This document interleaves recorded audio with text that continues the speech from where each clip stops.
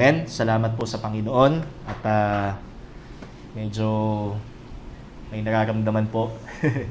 Ah, kahapon po kasi ay kahapon ba yun nung Lunes? So Monday, So Monday ng hapon. So kaunting lang po muna. Si Mikey po kasi ay supposedly susunduin ko ng 3 o'clock, pero biglaan naman pong nagsabi ang school na meron po silang drill. Yan, from MDRRMO. Yan. So, tapos nung pagbalik ko naman sa Buena Vista, bigla namang umulan ng sobrang lakas. So, ayan, labas pa po niya ay 5 o'clock. So, biyaya naman po ng Panginoon. Medyo malakas pa rin po yung ulan nung sinundo ko siya. So, yun, medyo nabasa. So, naulanan kumbaga. Kaya, medyo nagkaroon po ng kaunting ubot sipon. And salamat po sa Diyos. So talagang pag-iingat po ng Panginoon, sa buhay po ng bawat isa sa atin, nakakauwi, nakakapunta sa mga pinupuntahan, at maging sa ating mga ministries, ganun din. So, hindi natin alam yung po pwedeng mangyari sa daan, pero ang Diyos pa rin po ang nag-iingat. That's why walang dahilan para hindi po tayo magpasalamat sa Panginoon. Kahit sa mga simpleng pagpunta natin sa point A to point B. So, yan po ay biyaya po ng Panginoon. Nakakarating po tayo safe and sound. Biyaya po yan ng Panginoon. Kaya salamat po sa Diyos sa lahat po ng ating mga testimonies at sa ating po mga buhay. So, ngayon po mga kapatid, samahan po ninyo ako sa Philippians. O Filipos, Tagalog po ang ating exhortation. Filipos, Kabanata 4, mga talata 10 hanggang 13. Filipos, Kabanata 4, mga talata 10 hanggang 13. So, basahin ko po at tingnan po natin sa atin po mga Biblia at mananalangin po tayo pagkatapos ng pagbasa. Okay, sabi po dito, labis akong nagagalak sa Panginoon sapagkat pagkaraan ng mahabang panahon, minsan pang ipinamalas ninyo ang inyong pagmamalasakit sa akin. Alam kong hindi ninyo ako nalilimutan at wala nga lamang kayong pagkakataong ipamalas ito. Hindi ko sinasabi ito dahil sa kayo'y pinaghahanapan ko ng tulong. Natutunan ko ng masiyahan maging anuman ang aking kalagayan. Alam ko kung paano maghikahos. Alam ko rin kung paano managana. Natutunan ko na ang sikreto kung paano masiyahan sa anumang kalagayan sa buhay, ang mabusog o ang magutom, ang managana o ang maghirap. Ang lahat ng ito'y magagawa ko dahil sa lakas na kaloob sa akin ni Kristo. Purihin po ang Panginoon sa pagkabasa ng kanyang salita. Tayo pong lahat ay yumuko, tayo po yung manalangin. O Diyos, salamat po at patuloy po namin pinagpapasalamat ang gabing ito na minsan pa kami po ay iyo pong tuturuan ng iyo pong salita. Salamat Ama sapagkat kami po ay patuloy niyo pong iniingatan at pinalalakas maging sa mga suliranin. Ito po yung nagiging dahilan o paraan upang kilalanin ka namin bilang ikaw ang pinagmumulan ng aming kagalakan sa buhay. Kaya patuloy Ama, ikaw po manguna sa amin pong pakikinig ng iyong salita at ang inyong po lingkod, humingi po ako ng tawad sa akin po mga kasalanan at itago niyo po lamang ako o Diyos sa likod ng inyong pong kabanalan. Salamat po, purihin ka sa paglalapat po namin sa aming mga buhay ay patuloy ka naming mabigyan ng kapurihan sa lahat ng ito. Ito po aming dalangin sa pangalan ng iyong anak na si Jesus. Amen at amen. So, meron po tayong pamagat na tunay na kasiyahan. So, paano ba natin bigyang kahulugan o i-define ang kasiyahan or satisfaction or contentment? So, paano ba natin masasabi na tayo ay kontentado na or kontento na? Yan, kontento na tayo sa buhay. Kasi, kung ang tanungin po natin ay isang taong walang Panginoon, so siya ho ay contented kapag naabot na niya ang kanyang mga pangarap. Nakapagpatayo na ng bahay, nakapaggawa na ng kung ano mang gusto niyang ipagpatayo, magkaroon ng magandang pamilya o successful na pamilya, makapunta sa mga dream destinations. Di po ba? So, para sa kanila, ito yung kahulugan ng contentment. Ngayon, para sa ating mga Kristiyano, ano-ano yung mga nagbibigay kasiyahan sa atin? So, nung tayo ay nakakilala sa Panginoon, so mas na-appreciate na natin even the simplest. So, even the simplest things, the simplest ways. So, nabibigyan na natin ng appreciation ang Diyos. Salamat po, Panginoon, sa hangin. Salamat po, Panginoon, sa pagkain. Salamat po, Panginoon, sa pag-iingat. Sa sasakyan, nating nasasakyan, sa panahon na mabuti upang tayo ay makapag-trabaho or makapag-aral sa school, di ba? So, meron po tayong tinatawag ding free will, di ba? O pribilehiyo yung pumili ng gusto nating kainin o gawin bilang kapahingahan o yung tinatawag nating leisure. Kaaliwan sa pamamagitan ng palakasan. So, halimbawa, nagkayayaan, pumunta sa pickleball. Yan, usong-uso ngayon yan. O di kaya ay table tennis or basketball. Yan. So, yung pinakalibangan po natin. Or panonood sa Netflix. Makapamasyal sa mga magagandang tanawin. Kahit man lang dito sa Candelaria, may magandang tanawin din po dito. Or kung gusto ho nating malayo, biyaya din po ng Diyos na pupuntahan po natin. At sa mga mall, kahit window shopping lang. Di ba? So it's a privilege from God. So ito po ay ginagamit din ng Diyos para ma-appreciate natin yung buhay na meron po tayo. Simple mang maituturing ang mga ito, ngunit ito'y biyaya din ng Panginoon sa atin upang matamasa natin ang kasiyahan ng buhay sa mundo. Subalit, kung atin po makikita dito po sa ating talata, sa aklat po ng Pilipos, ibang-iba ho ang sitwasyon ni Apostol Pablo. So, siya ho ay restricted na gawin kung ano man yung malaya nating nagagawa ngayon bilang isang tao o maging bilang isang Kristiyano. So, we are privileged to go anywhere. So, pero si Pablo nakakulong. Siya ho ay walang pamilya. Kasi isa din po sa pinaghuhugutan natin ng ating kasiyahan ay ang ating pamilya. Amen po ba? Amen. Yan. So, we appreciate our loved ones, kagaya ng ating napakinggan testimony kanina. So, makikita natin na ito din po ay ginagamit ng Panginoon para ipagpasalamat natin sa Kanya. Ang buhay ng ating mga mahal sa buhay. Pero si Pablo, so, wala pong record sa Bible na siya ho ay nagkaroon ng anak. Meron pong, kumbaga, ay interpretation sa part po ng Corinthians na once ho siyang nagkaroon ng asawa, kaya siya nakakapagbigay payo when it comes sa marriage.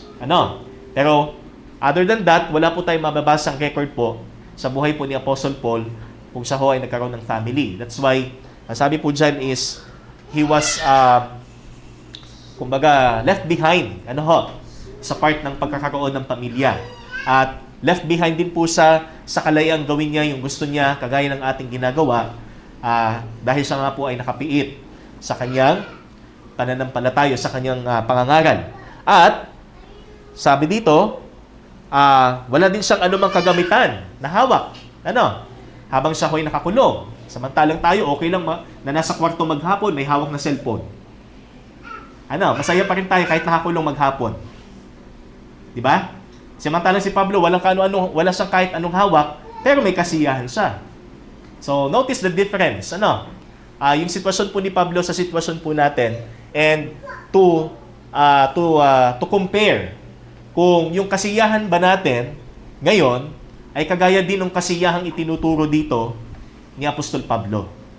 Kumbaga, circumstantially speaking, magkapareho ba rin ba yung kasiyahang meron tayo sa kasiyahang meron po si Apostol Pablo? Kasi wala siyang pamilya, nakakulong siya, and wala siyang anumang kagamitang pwede niya maging libangan, but siya'y masaya. Kaya, ito yung ating objective, mga kapatid. So, una, magkaroon tayo ng tamang perspective kung paano tayo mananatiling masaya sa ating buhay bilang Kristiyano. Pangalawa, may pamuhay natin ang kasiyahang ito nang hindi natin na isasaalang-alang ang ating relasyon sa kapatiran at higit sa lahat sa Panginoon. At ang ating ikatlo, matukoy ng bawat isa ang tunay na pinagmumulan ng ating kasiyahan.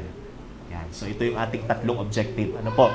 So hindi po ma-compromise yung ating relationship within the body of Christ sa kung paano po natin sinisik yung happiness or satisfaction. Ma-define po natin yung tunay na meaning ng satisfaction na ito or contentment. And malaman natin, matukoy po natin kung kanino nagmumula ang ating kagalakan o kasiyahan. Kaya sa ating tatlong punto, makikita po natin sa una, in verse 10, so muli ko pong basahin, ano po sabi po iyan, labis akong nagagalak sa Panginoon sapagkat pagkaraan ng mahabang panahon, minsan pang ipinamalas ninyo ang inyong pagmamalasakit sa akin. Alam kong hindi ninyo ako nalilimutan, wala nga lamang kayong pagkakataong ipamalas ito. Yan. Kaya yung first point po natin, makikita natin in verse 10, horizontal way. Yan. O pamamaraan ng Diyos horizontally. So, paano naman natin horizontally? Pahalang. Ano po? And ang tinutukoy po dito is yung ating relasyon sa kapatid o yung ating kapatiran. Kaya ang horizontal o pahalang na pamamaraan ng Diyos para sa ating kasiyahan. So, isa sa pinaguhugutan po ni Pablo para ipagmalaki niya na tunay ang kasiyahang meron siya ay ang iglesia.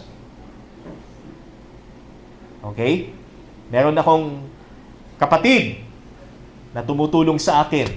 Meron akong kapatid na nagbibigay payo sa akin. Yan, may mga lingkod ng Diyos na nananalangin para sa akin. At hindi lang po basta ganun ang ginawa ng mga taga-Filipos kay Pablo, dahil ang makikita po natin dyan is, even doon po sa pinansyal na aspeto, o sa material po na aspeto, pinagmalasakitan po nila si Apostol Pablo. Yamang si Pablo po ang ginamit ng Diyos para maitayo ang iglesia pong ito. And wala ho si Pablo, noong mga panahong ito dahil nga po siya ay nakakulong sa Roma. Pero, naging kalakasan po ni Pablo ang buhay po ng mga taga-Filipos. Kaya, labis ang kagalakan ni Pablo sa malasakit ng mga taga-Filipos. So, unang katotohanan po, ulitin ko po sabi po dyan, kaparaanan po ng Diyos para madama na po natin ang tunay na kasiyahan sa buhay na ito ay ang pagmamahal ng kapwa natin kapatid. Okay? Kaya, isa rin po ba sa ating ipinagpapasalamat sa Diyos ang buhay ng ating mga kapatid? Mga kapatid. Kaya, may pagpapasalamat po natin sa Panginoon, yung kaligtasan na kung saan meron po mga taong ginagamit ng Diyos. Hindi lang po ito mga taong malalapit sa atin, kundi kaisa ho natin sa Panginoon. Katulad ho natin at kapatid ho natin sa Panginoon. Kaya, iginiit niya ang kanyang galak sa buhay ng mga kapatid niya sa pananampalataya sa tulong na kanilang ipinaabot sa kabila ng kanilang payak na pamumuhay. So, Philippians po, hindi po ito isang mayamang iglesia, hindi po ito isang milyonaryong iglesia, but kahit sa kabila ng kanilang simplicity, pagiging payak, makikita pa rin po natin yung diwa ng pakikipagkapatiran. Kagaya po sa kultura nating mga Pilipino, so meron po tayong tinatawag na bayanihan. Diba? So we're very familiar with that, na inililipat ho ang isang bahay mula sa isang lugar patungo sa paglilipatan nito. Diba? At ito ho ay tulong-tulong, diba, na pinapasan ho ng mga tao. Yan. So, ipagpalagay natin, nasa 30 katao, humigit kumulang, ang tulong-tulong na nagbubuhat ng bahay ho mula sa point A to point B. Di ba? So, ganun din po yung diwa na makikita po natin sa sinabi pong ito ni Apostle Paul upang maging malinaw sa kanya o magkaroon ng liwanag sa kanya kung paano ba maging masaya bilang Kristiyano. Na hindi naman ito dahil sa mga bagay lamang na kanyang nakikita o sa mga bagay na kanyang nahahawakan. Sapagkat kung ang pagbabatayan mo niya ng kanyang kasiyahan ay ang mga bagay na nakikita at mga bagay na nahahawakan, ay hindi ho siya magiging masaya dahil siya ho'y nasa piitan. Pero, sa spiritual na bahagi, makikita ho natin na sa kabila ho ng kanyang pagkakapiit, nandun pa rin yung kanyang kagalakan. Kaya sabi niya, labis akong nagagalak sa Panginoon. Hindi lang siya basta masaya. Labis ang kanyang kagalakan sa Panginoon. Kaya, makikita ho natin yung kahalagahan ng bayanihan sa iglesia. Ito po yung pinaka-lesson po dito. Pag-ibayuhin po natin ang pakikipagkapatiran. Yung pagmamalasakitan, pagtutulungan, pagpapalakasan sa iglesia. Amen po ba, mga kapatid? Hindi ko po sinasabi na masama yung lumabas tayo for anong tawag diyan? Yung kakain lang tayo sa labas. Hindi yung masama yun. Huwag lang yung sasobra sa kain. So, hindi kaya sports, yan. So, another way of kumbaga, mas maging malapit tayo sa isa't isa. Yung relasyon natin bilang magkakapatid ay mas maging close sa pamamagitan ng ating mutual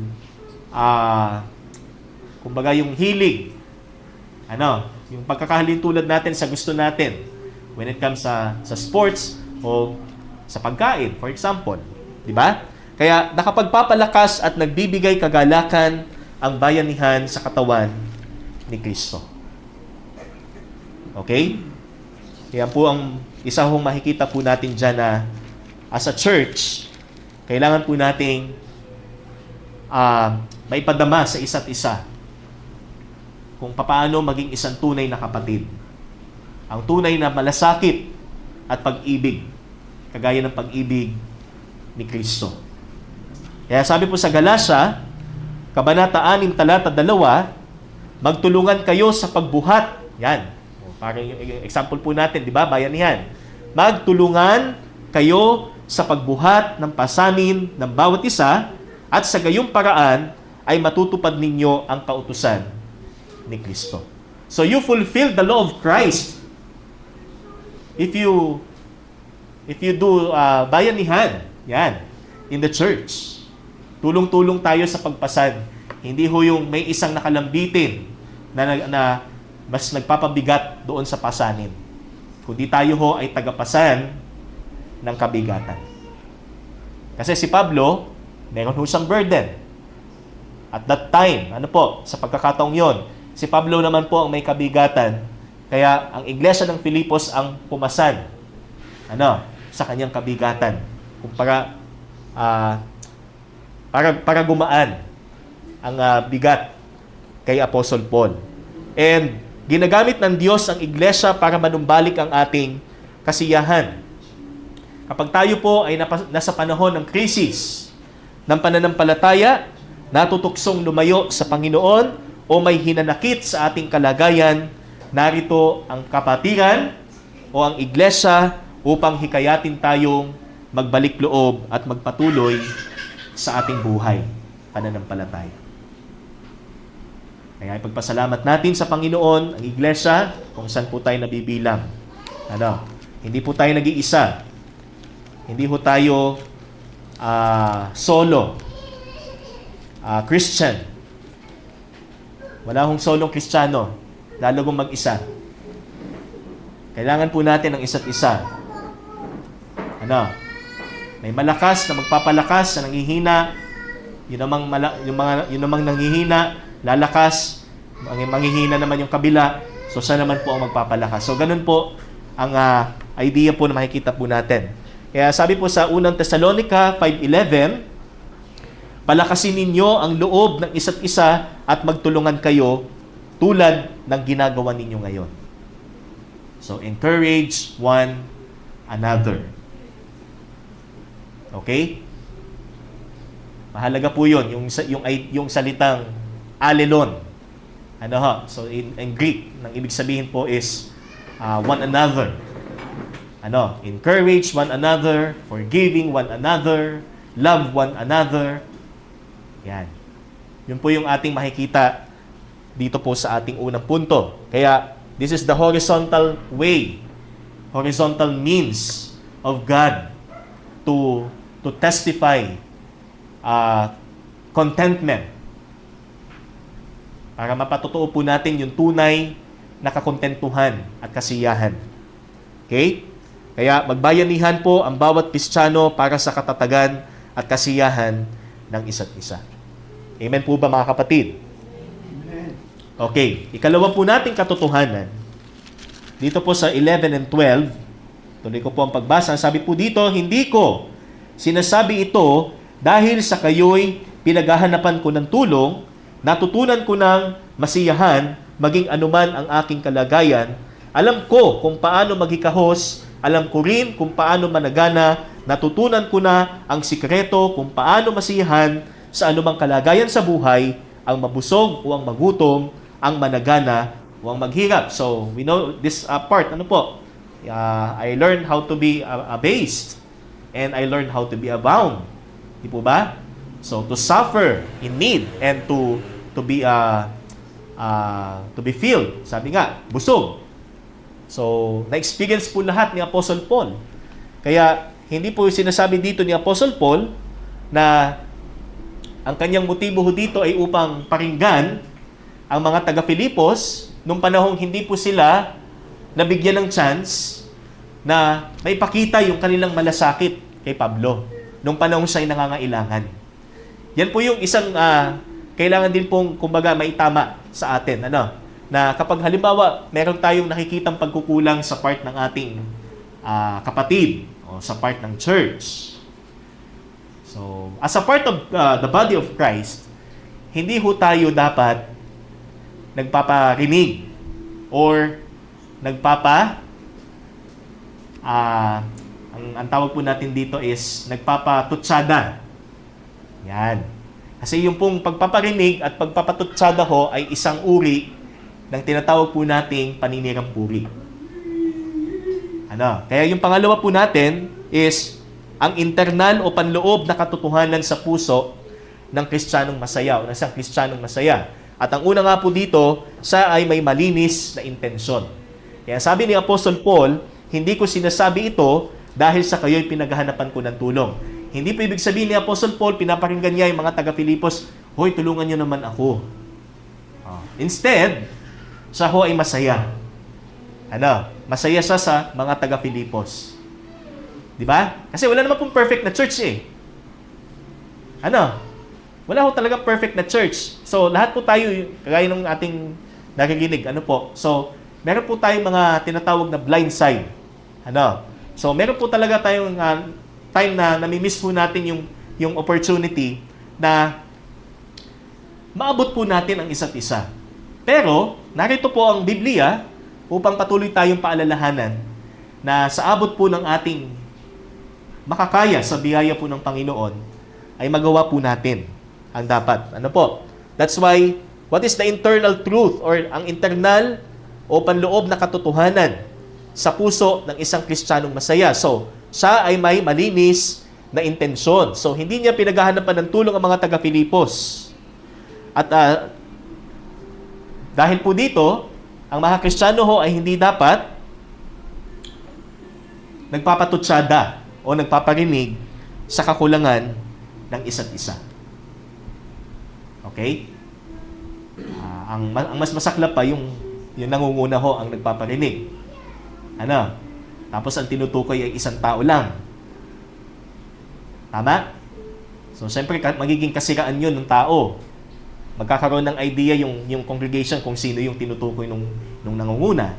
So, yun po yung danger na makikita po natin dyan. Na sinisikap po ni Apostle Paul na hindi masira ang kanyang relasyon sa iglesia dahil po sa kanyang maling intensyon.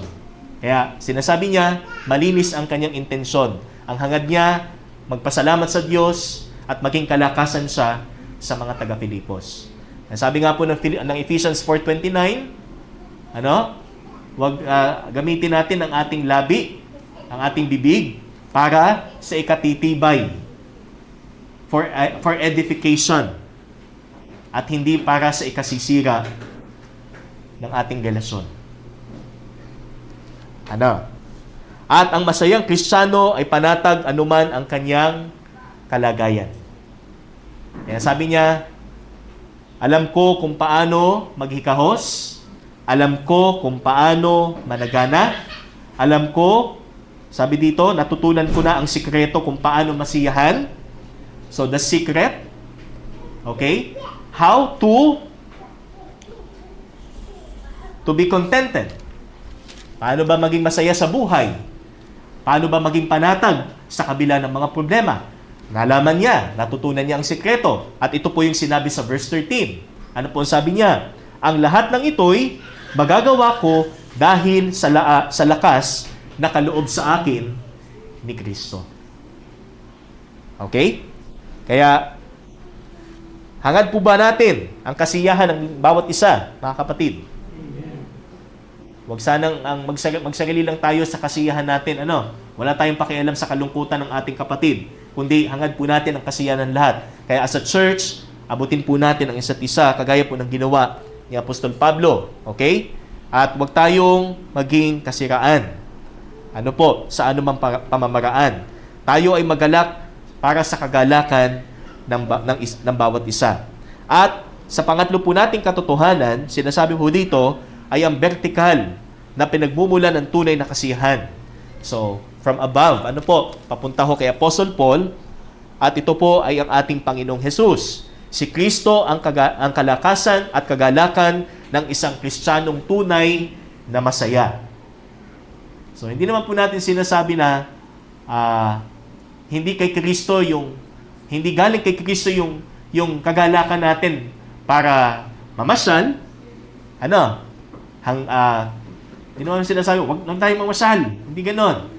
Ginagamit din po ito ng Panginoon para may attribute natin sa Kanya yung lahat ng ito.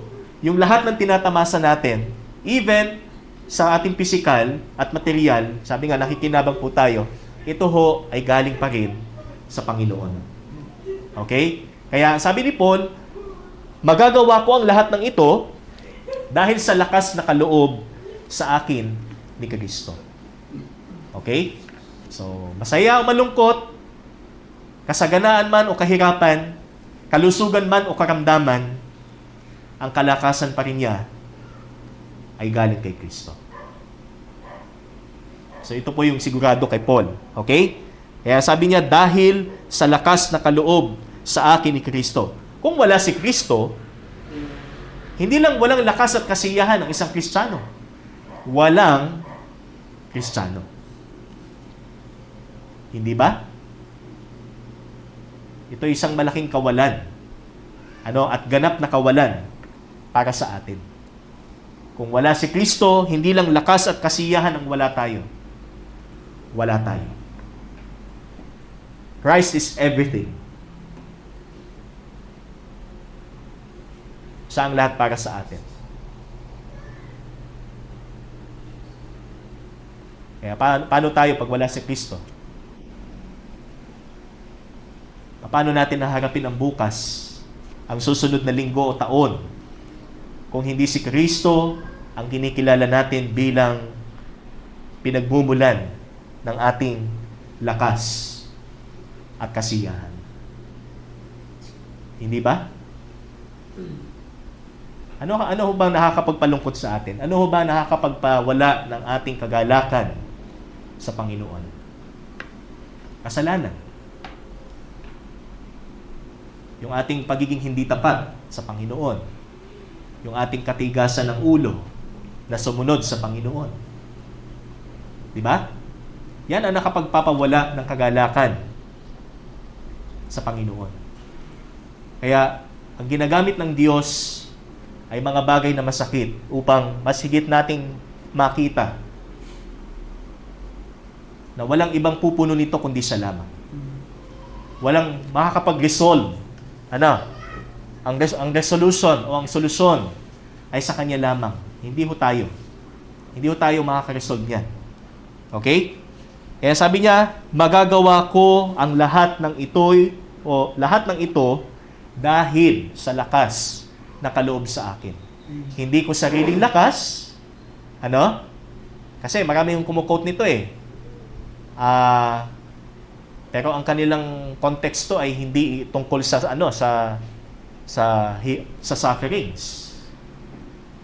Pero makikita natin sa sitwasyon ni Paul, wala siya.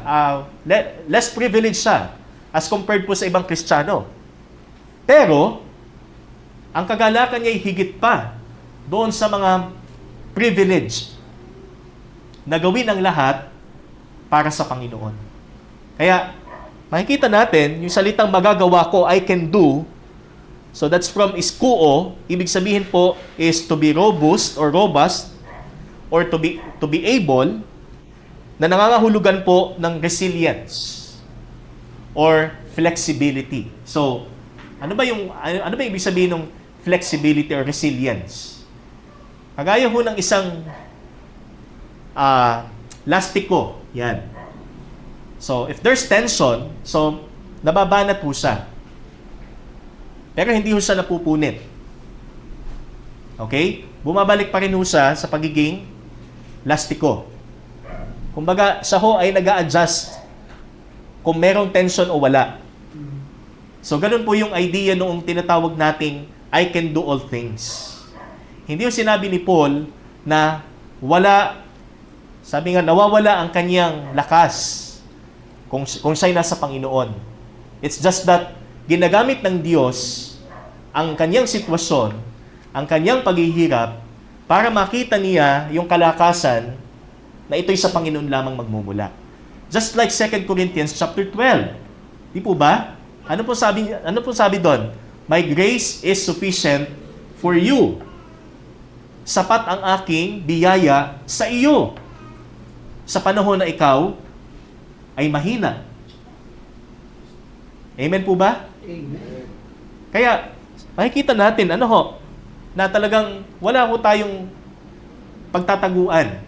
Wala ho tayong lulusutan sa katotohanan si Kristo lang ho.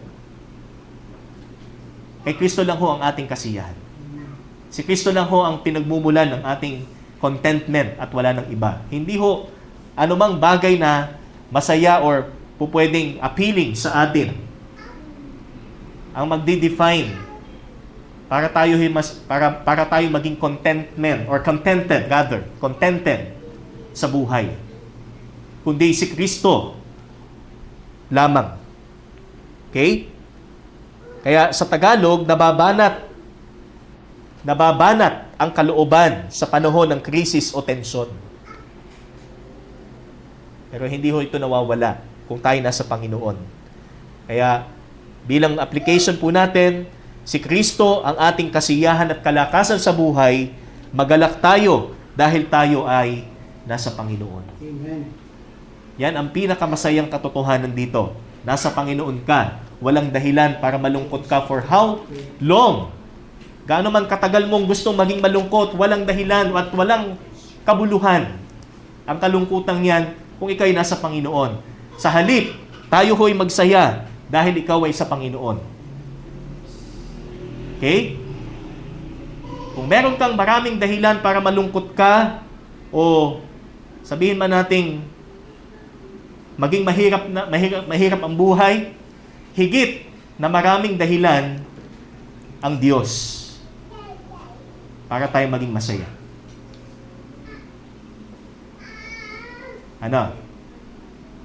Kaya, sabi niya, I can do all things through Christ. I can do all things through Him who strengthens me. So, based on the context, ano po sabi dito? Si Kristo. Si Kristo lang po ang ating kasiyahan. Kaya, tunay na kasiyahan ay si Kristo lamang. Hindi ko sinasabing wag na tayong pumunta sa kung saan-saan. O wag na tayong bumili ng pwede nating, kumbaga, somehow ay maaaliw ho tayo.